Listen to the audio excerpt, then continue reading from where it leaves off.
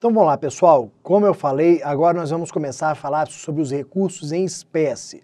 Vamos analisar cada um dos recursos aqui, os mais importantes, aqueles que são lembrados nos concursos, principalmente de tribunais como TRF, TJ, TRT. O primeiro, recurso de apelação. Então nós podemos pegar o artigo 513 do CPC. Quem tiver com material, pega o 513 para nós vermos o cabimento do recurso de apelação.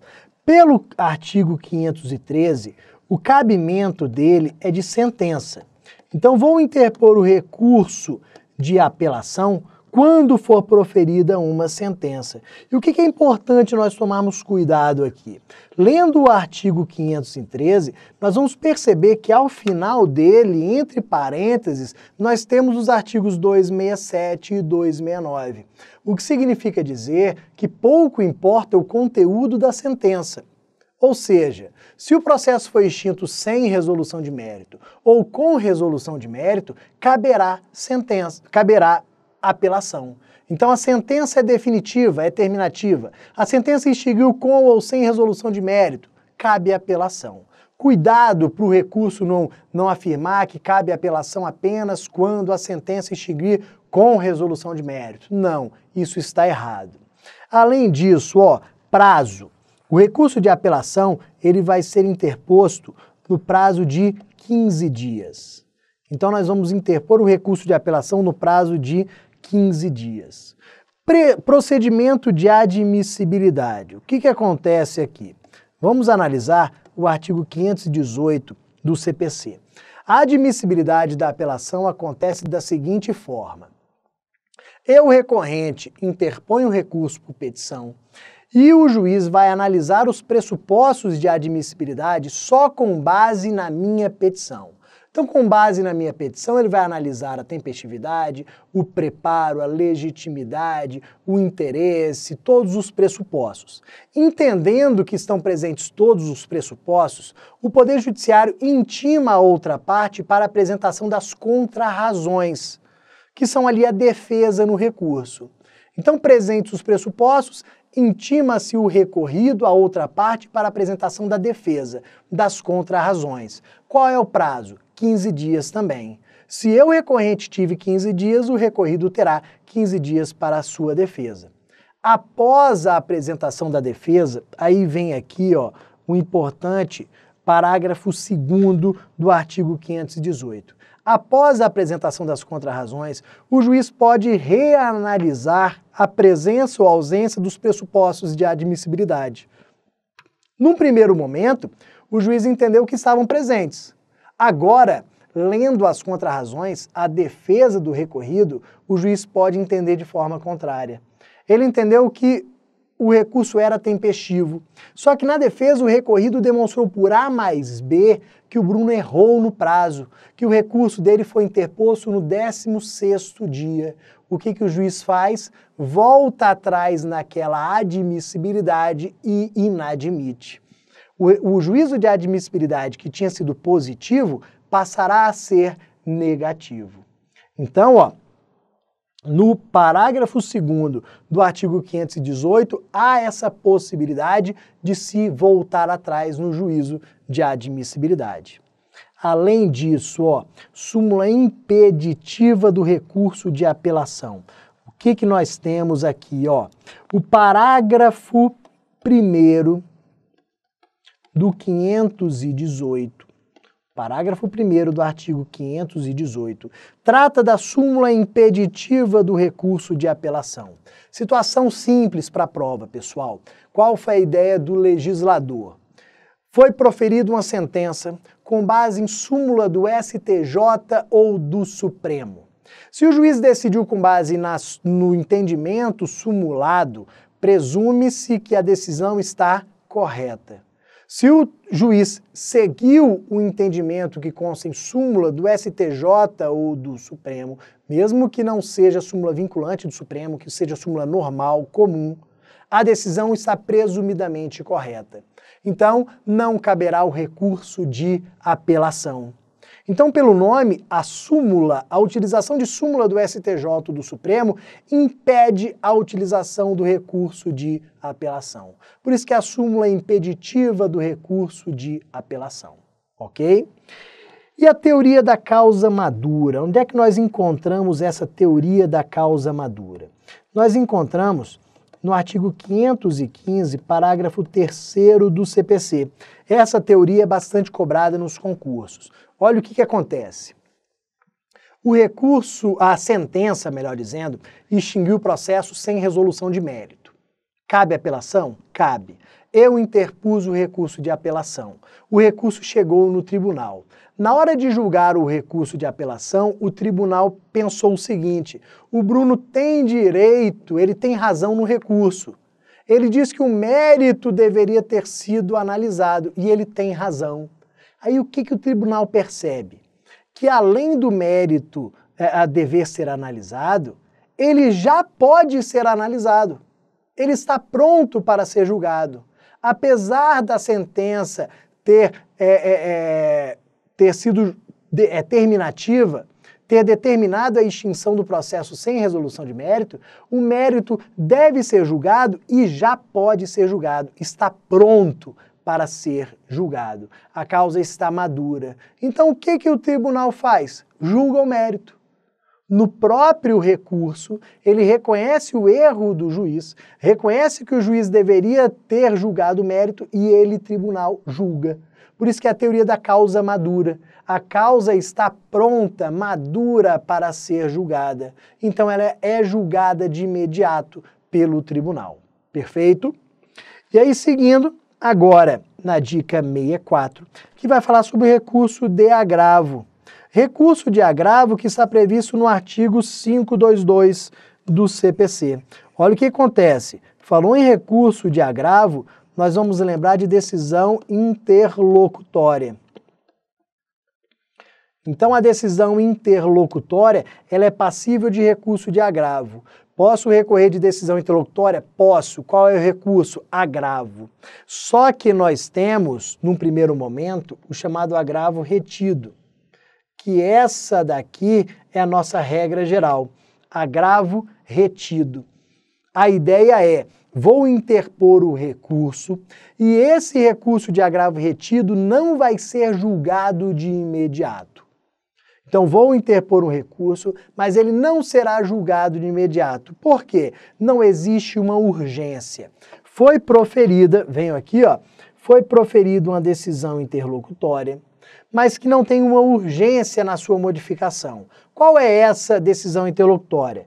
Me negaram a prova pericial. Eu requeri perícia e o juiz negou. É uma decisão interlocutória, estou insatisfeita com ela, vou interpor agravo retido. Existe uma urgência na modificação dessa decisão? Não. Por quê? Mesmo sem a perícia que eu requeri, eu posso sair vencedor. Então interponho o agravo retido e o processo continua. Opa, peraí, o agravo retido não vai ser julgado, não? Não.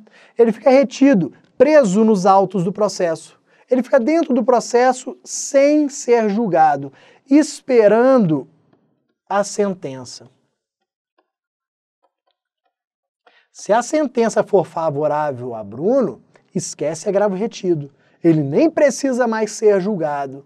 Mas se ela for desfavorável, olha o que eu vou fazer. Se a sentença for desfavorável, eu vou interpor o recurso de apelação. E no recurso de apelação, eu vou pedir para que o agravo retido seja julgado. Ou seja, o que a gente pode deixar claro, mais claro ainda aqui? O agravo retido é a regra geral quando se trata de decisão interlocutória. O agravo retido ele não é julgado de imediato. Ele fica esperando nos autos até ser proferida sentença. Da sentença, eu interponho o recurso de apelação.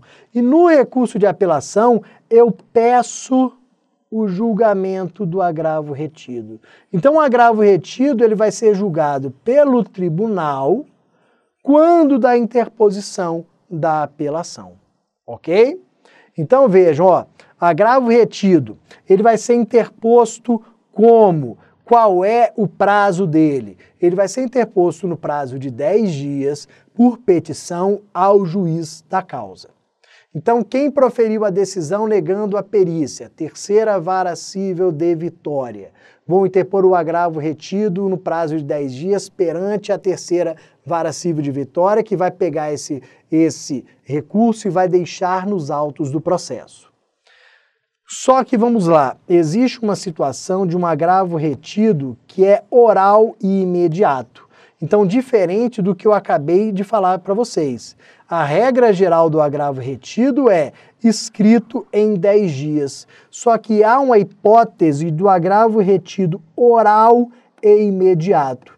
Hipótese que consta no artigo 523, parágrafo 3º do CPC, que fala do agravo retido que é proferido, que é interposto de decisão proferida na audiência de instrução e julgamento.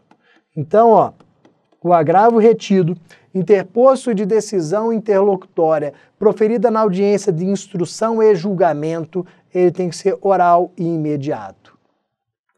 Então, ó, você está na audiência de instrução e julgamento, quer ouvir as suas 10 testemunhas, o juiz ouve 5 e indefere as demais. Ele profere uma decisão interlocutória? Sim.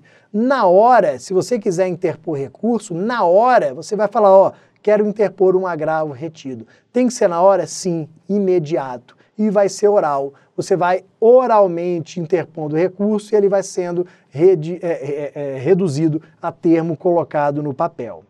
Além disso, ó, pedido de julgamento. Eu falei para vocês que na apelação eu vou requerer o julgamento do agravo retido. Pode ser na apelação, na petição da apelação ou nas contrarrazões. Só que qual é a ideia do pedido aqui? Esse pedido, pessoal, tem que ser expresso. Você tem que pedir expressamente para que o agravo retido seja julgado. Se não tiver esse pedido expresso, ele nunca será julgado. Ele será esquecido no processo. Depois, galera, olha o que acontece. Agravo retido, ele não tem preparo. Eu não tenho que pagar nada para a interposição dele. E a justificativa é bem simples. Eu acabei de falar para vocês que pode ser que o agravo retido nunca seja julgado. Como há essa possibilidade, o legislador pensou e disse o seguinte, ó, então nós não vamos cobrar por ele. Pode ser que ele nunca seja julgado, então não é justo cobrar pela parte por um serviço que pode nunca ser prestado. Então não há preparo para o agravo retido. Julgamento pelo tribunal. O que acontece? Ele será julgado como preliminar da apelação. Ou seja, antes da apelação. Na apelação eu requeiro, quero o julgamento do agravo retido. O tribunal julga o agravo retido e, se for a hipótese ainda, julga depois a apelação.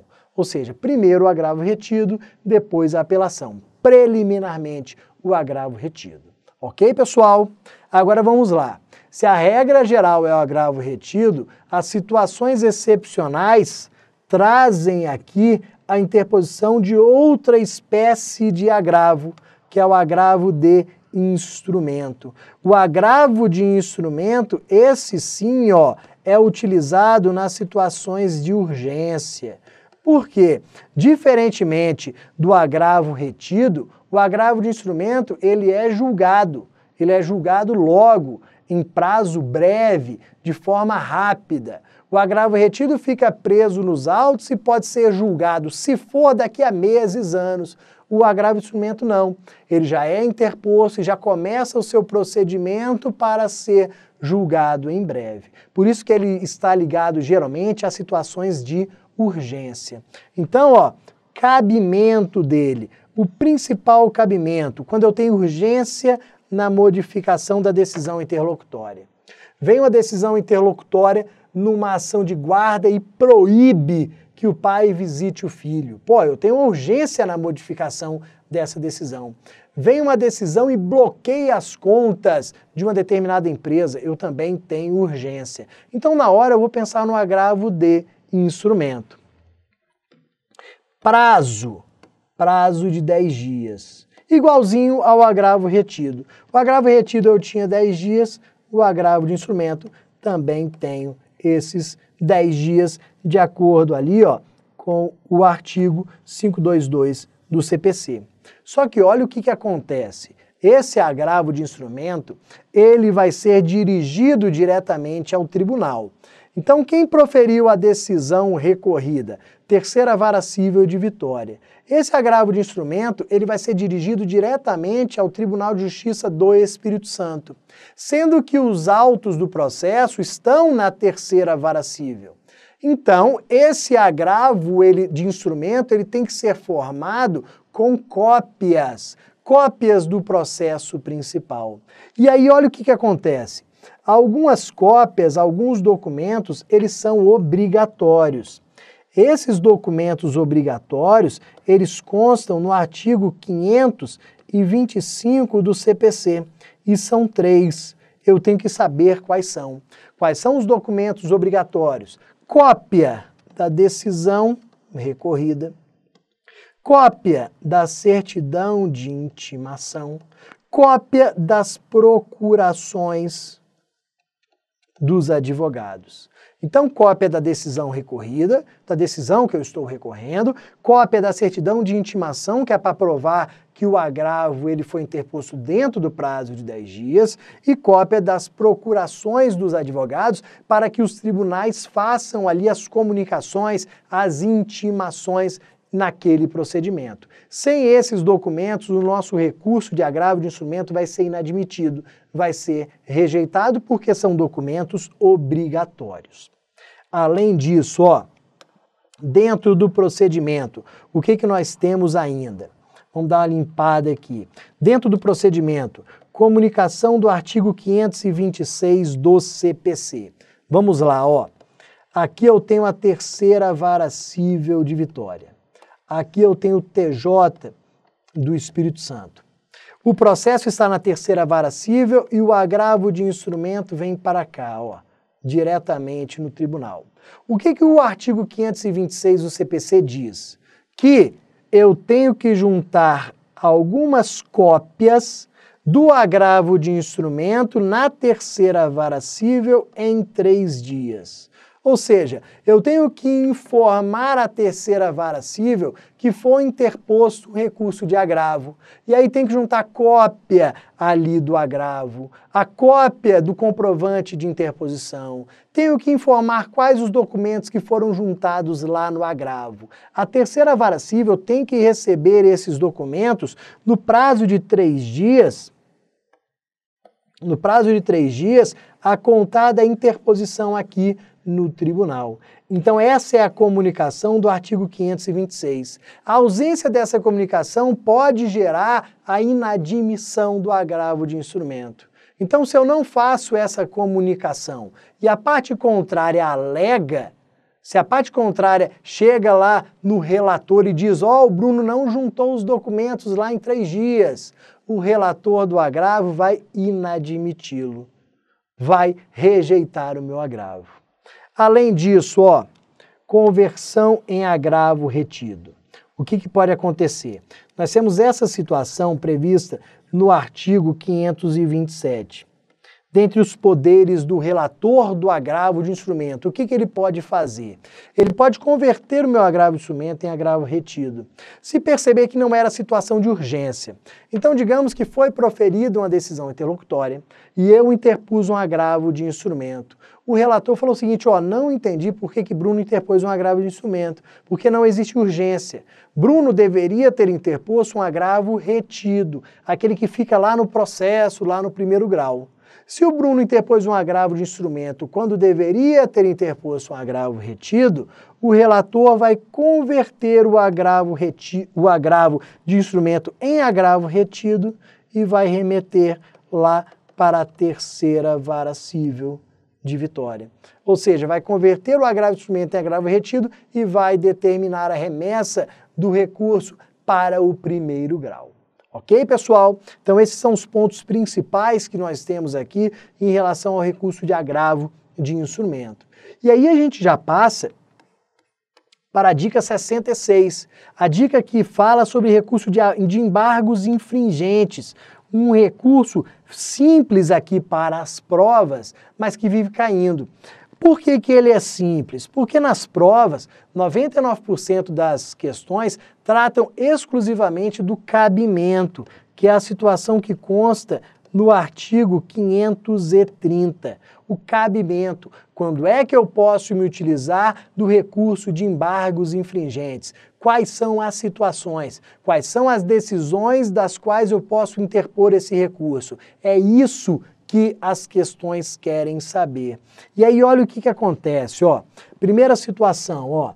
Eu tenho interposição de embargos infringentes no julgamento da apelação e no julgamento da ação rescisória. Para o recurso de apelação, olha o que acontece. Eu preciso julgamento no recurso de apelação que tenha promovido a reforma de uma sentença de mérito por maioria. Todos esses requisitos devem estar presentes, são cumulativos.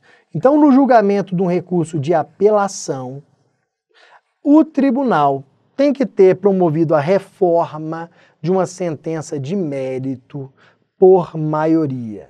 Então, vamos lá ao exemplo. A sentença havia condenado o Bruno ao pagamento de 50 mil reais. Eu interpus um recurso de apelação.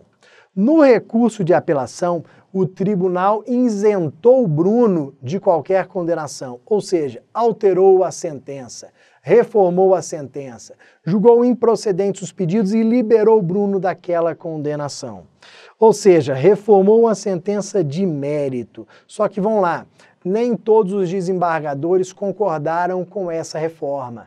2 desembargadores, vamos colocar aqui, ó, 2 desembargadores determinaram a reforma e 1 determinou a manutenção. A reforma foi por maioria. Não foi uma decisão unânime, não foi 3-0, os 3 concordando com o Bruno. Não, foi uma decisão por maioria. Ou seja, uma decisão que até deixa uma certa dúvida. Pô, será que era realmente para reformar essa sentença? Porque um desembargador entendeu que não.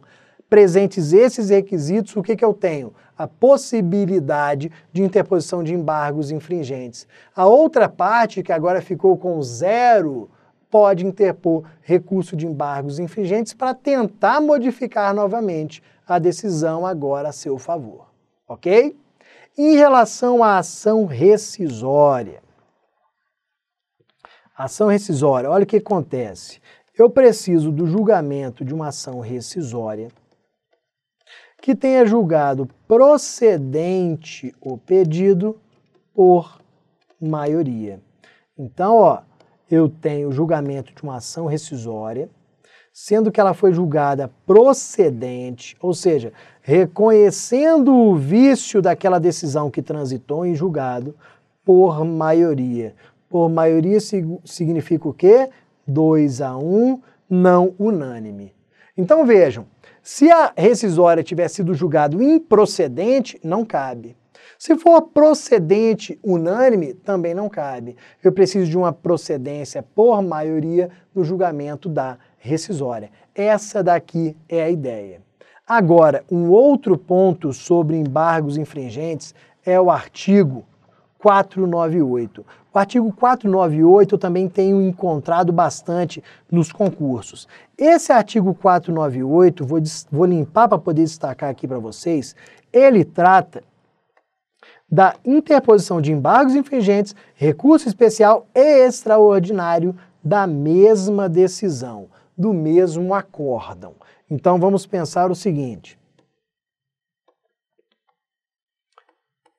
Julgamento da apelação. 2 capítulos da apelação. Então, no julgamento da apelação, nós tínhamos, por exemplo, dano material e dano moral. Dois capítulos.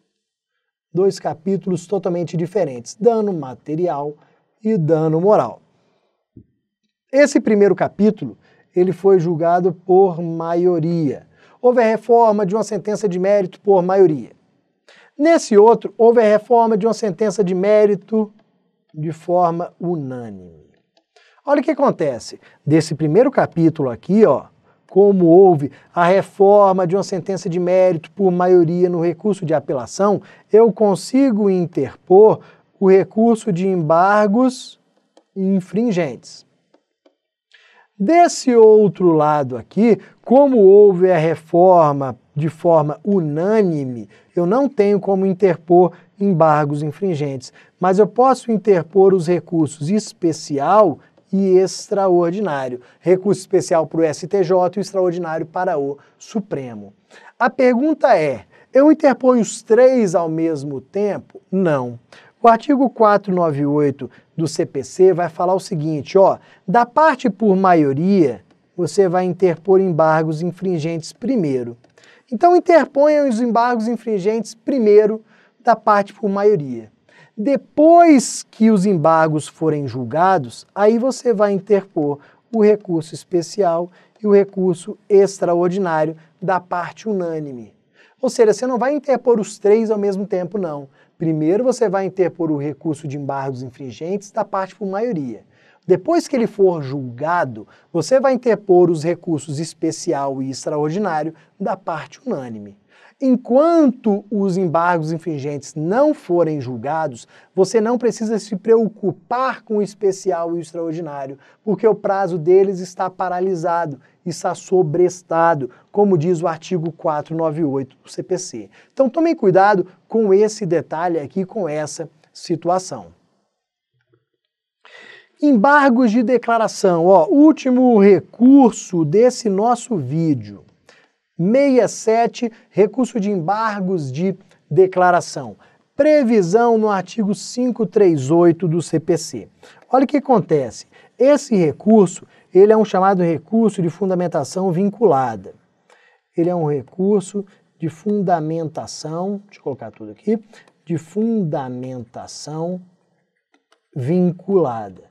Ou seja, eu não posso alegar todos e quaisquer vícios, não. Como ele é de fundamentação vinculada, eu só posso alegar os vícios que estão descritos no artigo 535 do CPC. O cabimento, então, do recurso de embargos infringentes está ligado à alegação de um dos vícios específicos do artigo 535, que são três: omissão, obscuridade, contradição. Esses três vícios, se existentes na decisão, serão objeto do recurso de embargos de declaração. Então vamos lá, o juiz foi omisso porque esqueceu de julgar determinado pedido que eu formulei. Se houve omissão, você vai fazer o quê? Embargos de declaração.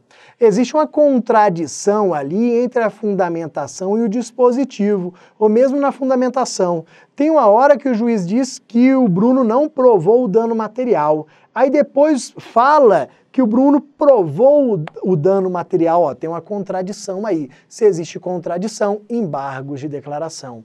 Existe uma obscuridade. O juiz julgou um determinado fundamento, mas ficou obscuro. Não dá para saber muito bem qual foi aqui o entendimento dele. Se existe obscuridade, embargos de declaração. Então, omissão, obscuridade, contradição, embargos de declaração. Dá para alegar mais algum vício? Não, só esses, porque a minha fundamentação está vinculada a um desses três.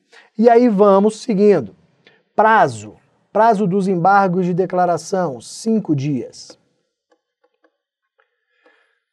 Prazo de 5 dias. Competência. Quem proferiu a decisão? O juízo que proferiu a decisão. Quem proferiu a decisão? Terceira Vara Civil de Vitória. Então quem vai julgar os embargos de declaração? Terceira Vara Civil de Vitória. Então quem proferiu a decisão é que julga. Vamos colocar em termos técnicos aqui. Quem julga? O juízo AQO. O juízo AQO, que é o juízo que proferiu a decisão. Olha o que acontece. A interposição dos embargos de declaração faz com que haja a interrupção do prazo recursal. A interrupção do prazo recursal. Como isso daqui? Ó, vamos pensar na sentença. A sentença, eu entendo que ela possui uma contradição. Então, o que eu fiz? Interpus o recurso de embargos de declaração. Aí eu saí contando. 1, 2, 3, 4. No quinto dia, interpus os embargos de declaração. Depois do julgamento dos embargos de declaração, o que eu penso? Como a decisão originária é uma sentença, eu vou interpor o recurso de apelação. O recurso de apelação tem prazo de 15 dias. Só que aí me bate a seguinte dúvida, peraí, eu já usei 5 para os embargos de declaração. E aí, será que agora eu tenho mais 10 para apelação ou eu conto os 15 novamente? Os 15 novamente. Por quê? O fato de ter apresentado os embargos de declaração, o fato da parte opor os embargos de declaração, faz com que haja a interrupção do prazo recursal. Ou seja, o prazo do próximo recurso volta a ser contado do zero. Por isso que eu volto a contar 15 dias para o recurso de apelação. Ok? Só que aí olha o que acontece. Isso daqui faz com que, na prática, muita gente se utilize dos embargos de declaração só para ganhar tempo. Porque enquanto os embargos de declaração não forem julgados, eu não interponho o meu recurso de apelação. Ah, então vou interpor os embargos só para ganhar tempo. Se você faz isso, se você utiliza o recurso só para protelar, só para ganhar tempo, o artigo 538, parágrafo único, diz o seguinte, que você será multado. Então, ó, estipula multa para a utilização dos embargos de forma protelatória. O juiz verifica que não tem omissão, não tem obscuridade, não tem contradição, nada. Que você só está querendo rediscutir a situação, que você só está demonstrando inconformismo. O que ele faz? Ó, vamos aplicar multa por essa utilização protelatória. Daqui a pouquinho nós voltamos aqui com a dica 68 de processo civil.